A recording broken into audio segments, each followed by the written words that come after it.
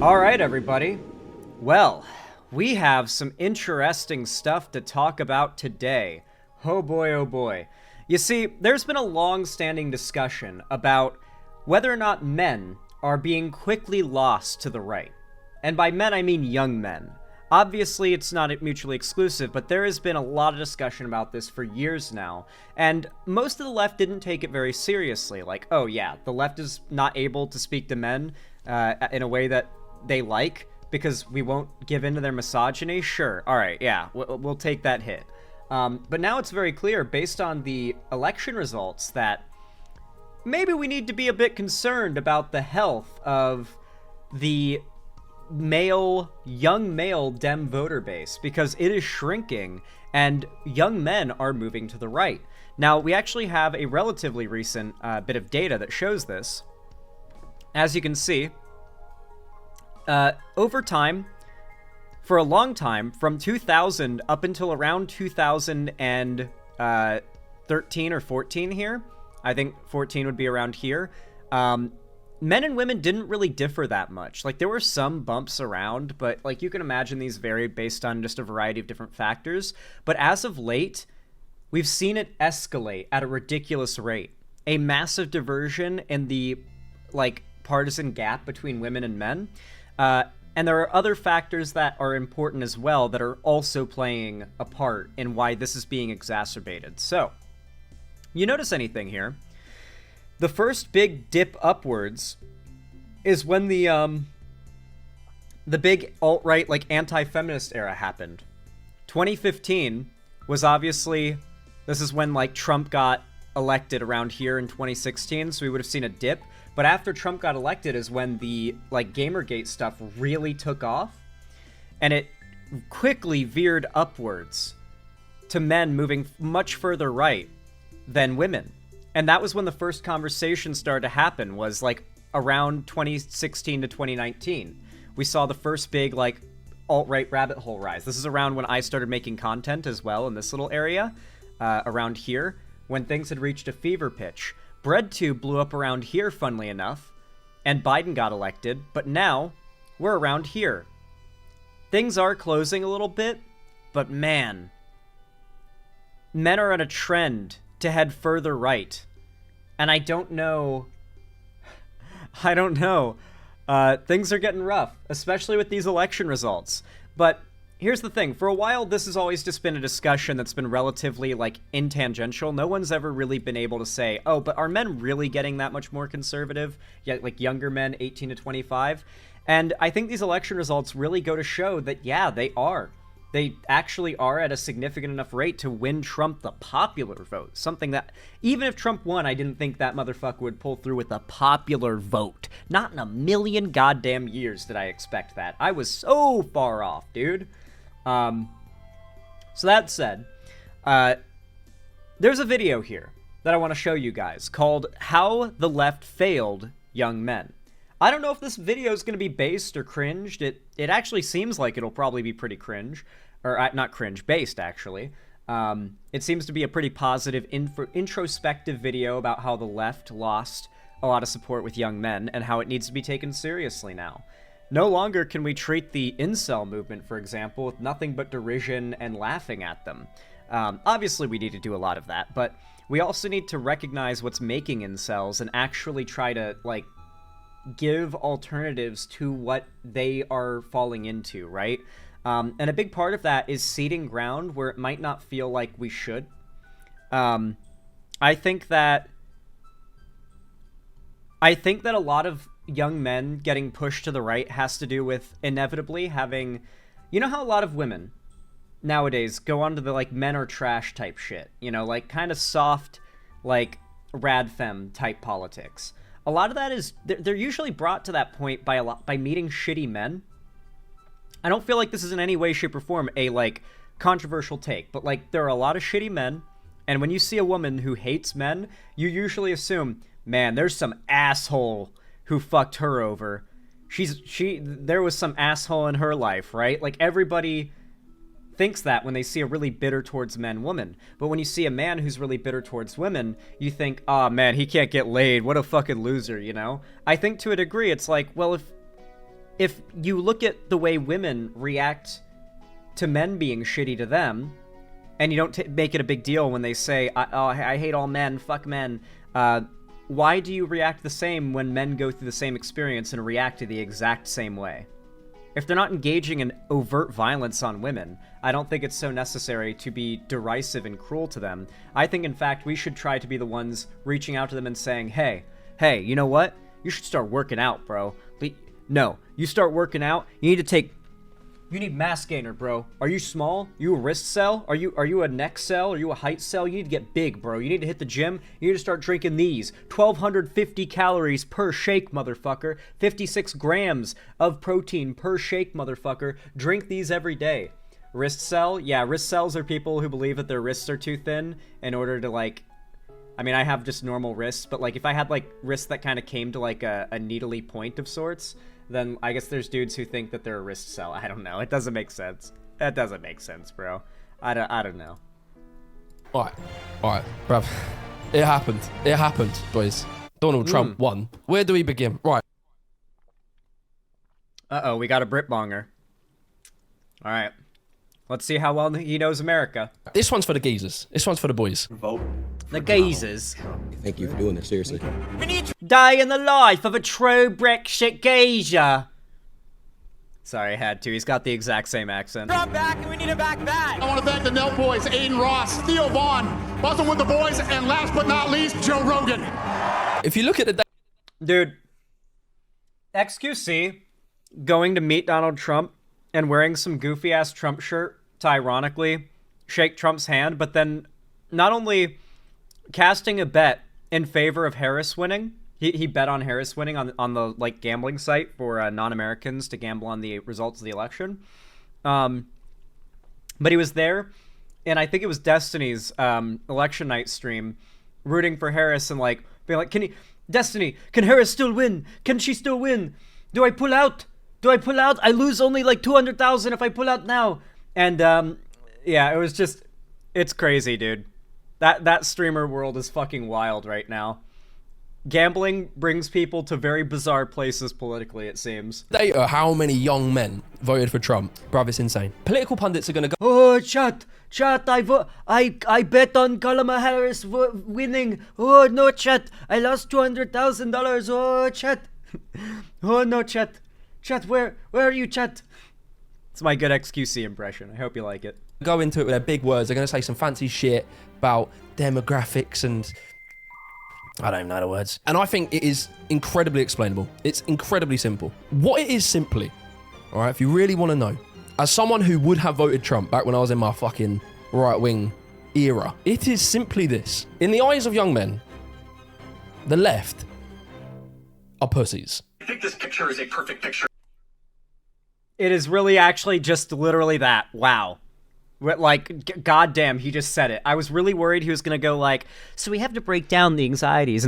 No, it's literally that. I heard this from multiple young men who have said why they voted for Trump. They consider the Democratic Party too effeminate.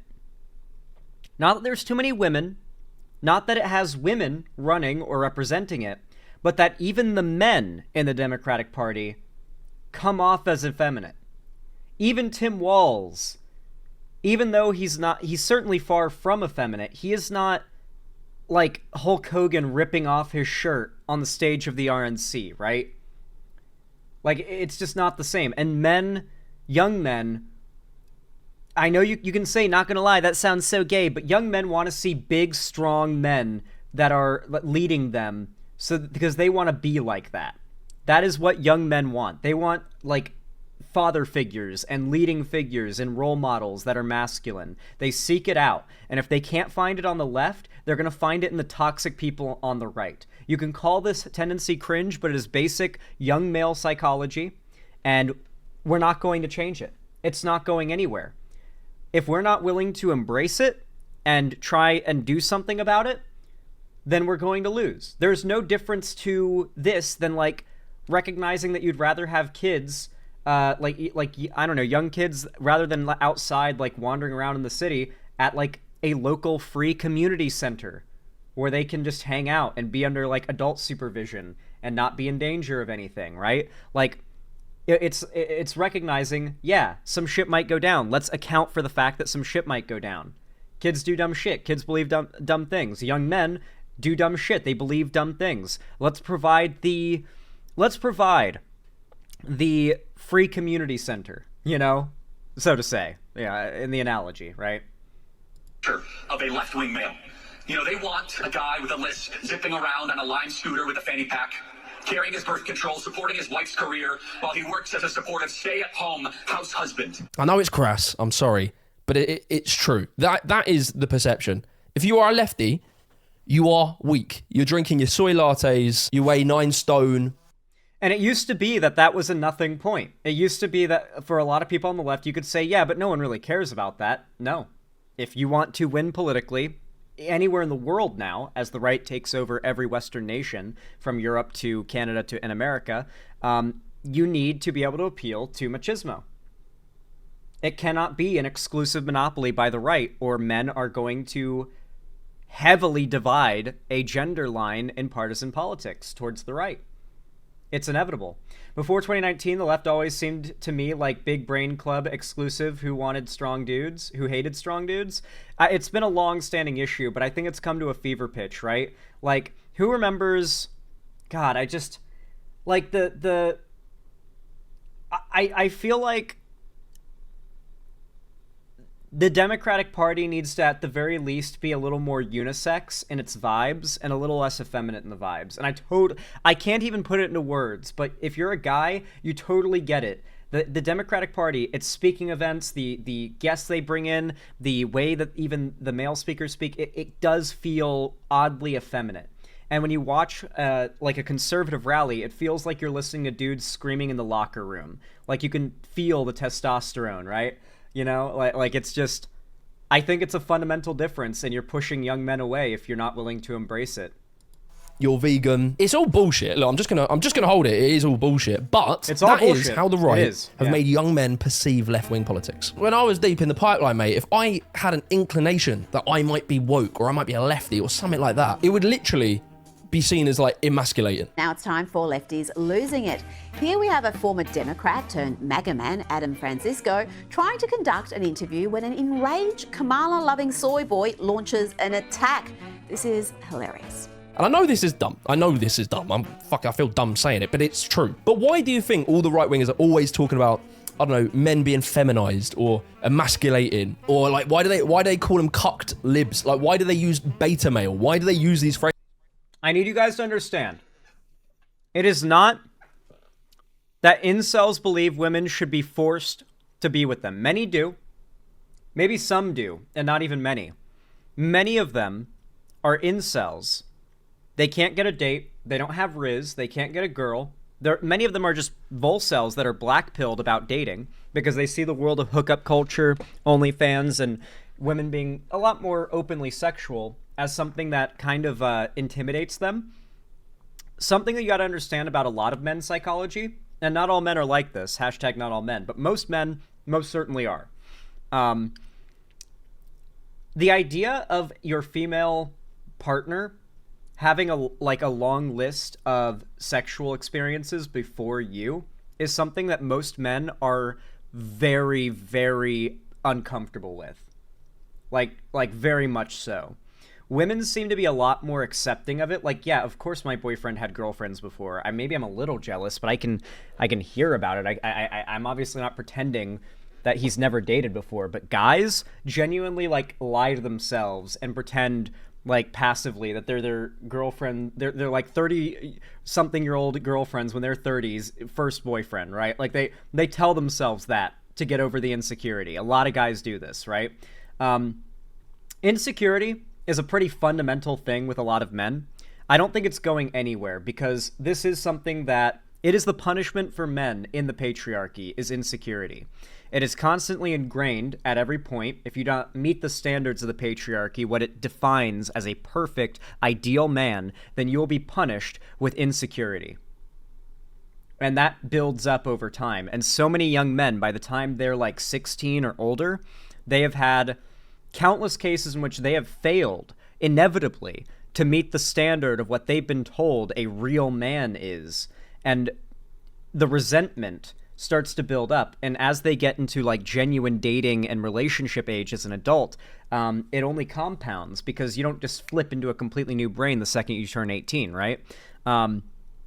So as young adults, these young men are in the state where they're already anxious about any potential partner having like a few past sex partners or whatever. But now they're seeing us enter a world where, in their eyes, it may not be true, but in their eyes, like, if you ask the average guy, I think they'd guess that like 10% of women in America have an OnlyFans account. I genuinely think that if you asked the average dude in America, what percentage of women in this country have an OnlyFans account, 18 to 25-year-old women, they would probably answer at least 10% most of the time. And that is not even close to an accurate number, I'm pretty sure, but they would still answer it because they have been convinced that whether it be casual sex work, as like a gig job, whether it be clothing and popular music, or just the general idea that women are, you know, kind of embracing their own sexuality as time goes by, these men see a cultural shift for women to, as a whole, make it a lot harder to find the type of woman that they won't feel insecure being with. It's why they want a virgin trad wife, and they aim so young. It's not that all of them are pedophiles, many are, but they also consider a woman who has been touched by another man tainted and spoiled, another man's property, right? And they lack a fundamental respect for women because they have not developed enough empathy to recognize women's experiences and struggles as a unique and appreciate something that can be appreciated on as its own thing. They're too young, and they aren't like worldly enough. And so when these people come along to convince them that these problems are due to feminism and the left affecting and destroying the standards in our society, and that us men are suffering for it, it works on these young men. They don't know any better. There are so many areas in which fear also motivates them. I can't tell you how many guys I have met in my lifetime who are genuinely convinced that at some point they're going to have to deal with a woman levying false rape allegations at them for no reason. And that they're like prepared, like they're scared of it, but they're like, they think they're ready to prepare like evidence to prove themselves innocent if it happens. But they're that sure and that scared that it's going to happen. It's fear, it's anxiety, it's insecurity. Are men okay? On a basic level, no. Maxi Moon, I assume you're a woman based on the "are men okay" question, right? The patriarchy hurts women badly, and we talk a lot about how it hurts women. It hurts men a lot too. And so when you say "are men okay?" the answer is no. Because the patriarchy hurts men just as much as it hurts women. It just hurts men in a different way. It turns men into bitter, self-hating, miserable, lonely, and eventually, sometimes, if they don't stop themselves, pieces of shit. That is what the patriarchy does to men. And if you can escape it, if you can fight against it and recognize it, then you can change for the better. IDK sounds like they need to not be such pussies. Chubby-O, you can say that, but they voted for Trump. Countless minorities are about to lose their rights because they voted for Trump. You can say, well, maybe they shouldn't be such pussies, but, like, we have to reach these people and convince them. Yeah, they're being pussies. I don't disagree. But, like, if we're actually having a conversation right now about how to reach these people, then we have to find out how we unsell them the lie they've bought. It's not their fault they were victims of patriarchy who became vulnerable enough to be taken advantage of by bullshit artists. That's not their fault. We can free them from the bullshit. I was once like this. Phrases. Why? Because young men are, and this is a hot take, brace yourselves, a little bit insecure. Insecure. Yep. I know, lads. I know. Fuck I shouldn't yes. say it because I'm trying to win the boys. Dude, he's on the fucking money, dude. Holy shit, he's on the money. Over, but just fucking bear with me because I was there. When you're a young lad, right, you are trying to figure out who you are, what you want to be. And so you go on your journey, you know, you pack your bag, you jump on a camel, you travel to the desert, you climb up a mountain in search of answers. I've done this. In reality, you're on your phone having a shit on your lunch break, but you know, it feels like you're on this sort of journey of discovery, right? So you're a young lad, right? So you look around, who do I want to be like? For me, I wanted to be like Tyler, the Creator. I love the bro. Look at this young lad. What a cool dude. Look with his skateboards and his hoodies and Oh my God. Supreme. When I was a young lad, I did parkour, right? And this is a sport. I don't know if you've heard of it, but basically you go out, Holy you jump shit. on walls, and you're hanging with the bros doing that. And it's fucking sick. Ask Does he know? Does he know that he may have parkoured with Karl Marx's grandson? For those of you guys that don't know, this goes crazy. Joseph Marx, Karl Marx's, I think, grandson or great-grandson, like very few generations removed, is like a very successful parkour artist. Particularly on Instagram, he's quite big. Joseph Marx on Instagram. He's a parkour guy. Karl Marx's grandson or great-grandson. It's one of the two. Yeah, I could show you guys some of his content if you want to see some. If you want to see like a bit of here. Joseph Marx parkour. I actually know about this not because I'm a lefty, but because I am super into parkour stuff. Here's best of Joseph Marx. So, presumably Karl Marx had it in him when he was a young man to do this shit.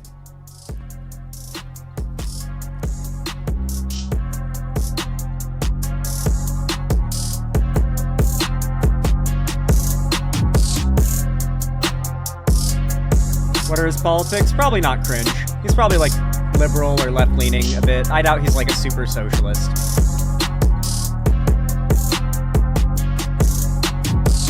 Damn! Yeah, he went full shaved head for a while.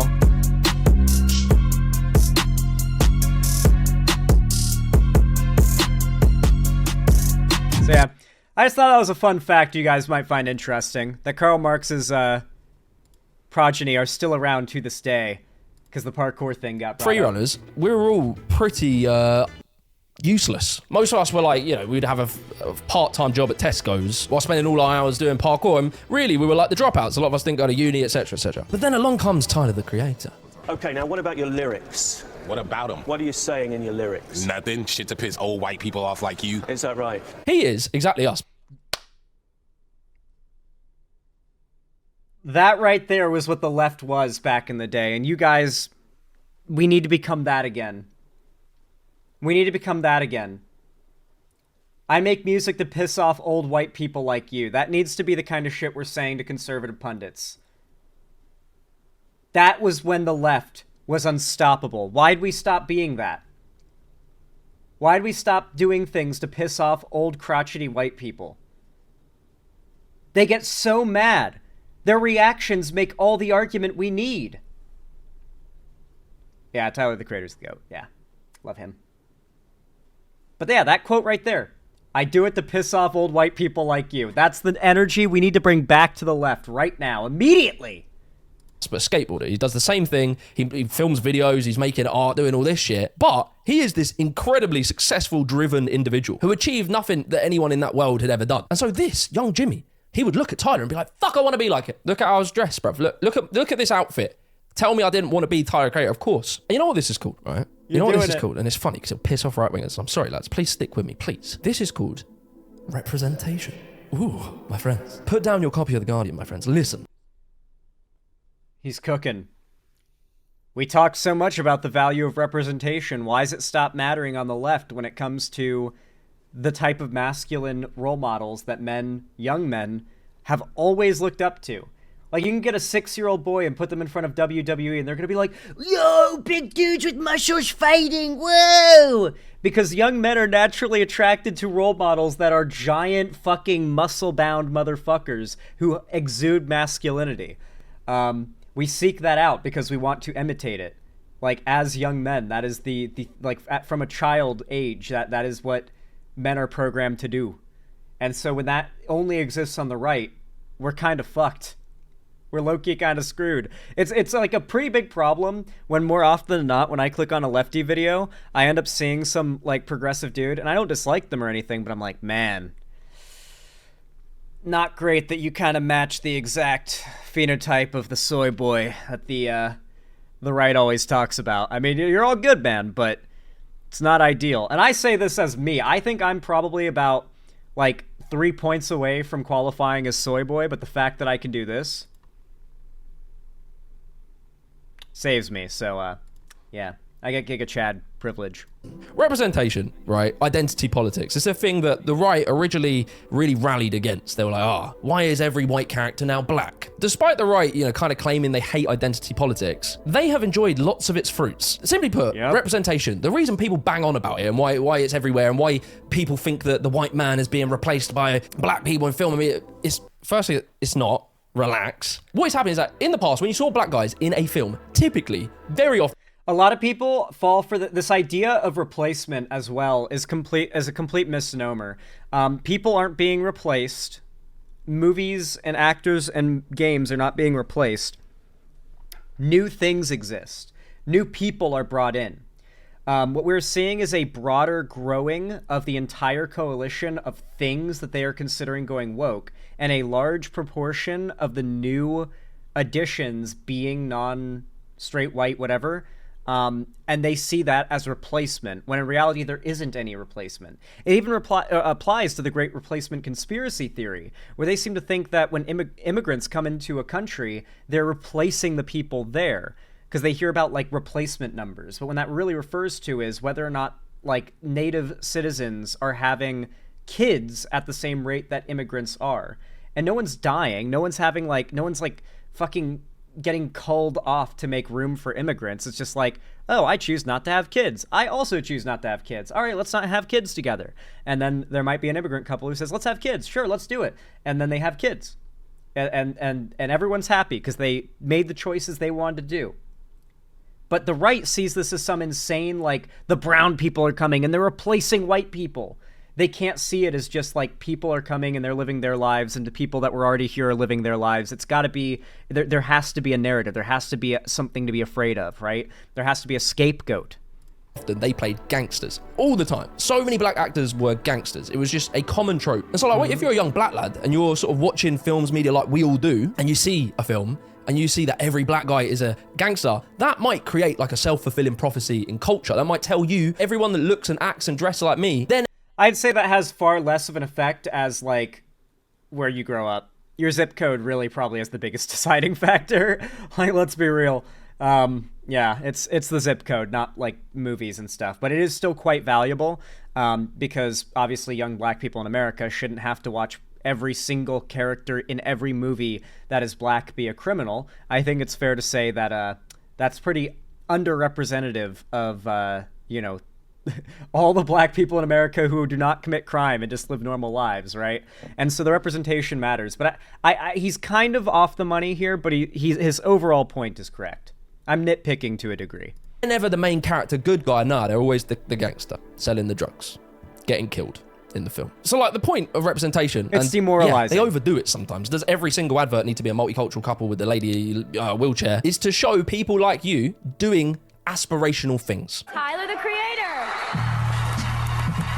So let me pull this one back, right? So if you're a young lad and you're looking around and you're trying to figure out who you are, what you want to be in life, and you probably grew up watching Tom Cruise just fucking stick it to him. You loved Jackie Chan, you loved Vin Diesel. I mean, you grew up on that. You're playing Call of Duty every day. Then when it comes to looking for role models, who are you more likely to connect with? Are you more likely to connect with Steven Crowder, Matt Walsh, Joe Rogan, or are you more likely to connect with Owen Jones? Now look, I'm really sorry. I'm not trying to fucking throw Owen Jones under the bus. I love Owen Jones. He does some very good stuff. But Owen Jones is an important example because he appeals to a different type of person. He appeals to more middle-class academic type of person. And this is the thing, right? So where we see the pro-Trump side, it tends to be young working-class men and also not like graduates, not with degrees. The academic young people, uneducated they tend to be men. more left-wing. And that is a separate topic. We can get into why that is. They are a different type of person. They surround themselves with different types of people. And so when you're a young lad and you go on the internet and you see that all of these people that you kind of want to look, be, and act like, you're at least inspired by, these guys who have gone out on their own, made a career, paved a lane, I ask you that if you are unable to understand why young men want to be like Joe Rogan, you need to stop questioning how you can make young men stop wanting to be like Joe Rogan. And you just start asking, why do young men look up to people like Joe Rogan? You need to work on your understanding of why they're attracted to these figures. You need to come to understand it, and you need to respect your understanding of it. You don't need to just understand it simply to disregard it and ridicule it. You need to understand it so that you can recognize why men are going in the direction they're going in. Joe Rogan is overwhelmingly successful, despite being in like his 50s. His HGH and TRT body are popping. He's got an overwhelmingly successful podcast. He's extremely famous and well-liked by the majority of people, unfortunately. And he's had a long career, from comedy to like MMA commentating to the biggest podcast on the planet. Of course, young men look at a guy like this and say, I want to be him. If you can't understand why people see this guy and they don't think, wow, he's so cringe, then you need to work on that. Because without understanding why these figures are attracting people, only seeing them as like weirdly popular despite their cringe bullshit figures, like popular despite offering nothing, if you just see them that way, then you are doing yourself a disservice. You are lacking the understanding of why this stuff is succeeding that we're going to need in the next few years if we want the left to succeed in the same way. You kind of want to look, be, and act like you're at least inspired by these guys who have gone out on their... You're not wrong there, Richland Geldenhuys. The left does hate men.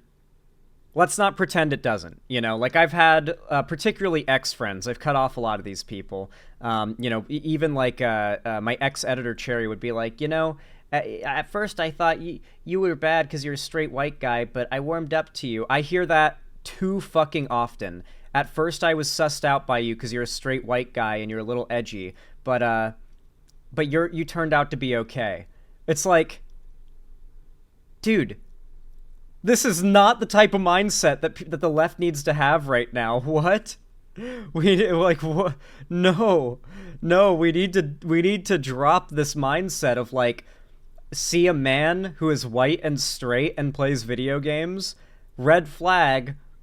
Like it's immediate like disdain for somebody who meets those groups is not something that's doing the left any favors right now.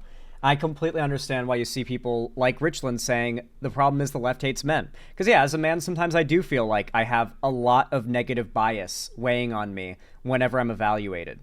Obviously, I've had countless like false allegations come at me in the past that I've been able to debunk, and I mean, a lot of you guys have been there for it and seen it happen. And it's very clear that like if I'd had equivalent allegations made against me by a guy, if I was a woman on the left, no one would have taken that shit seriously. They would have seen through it in a moment.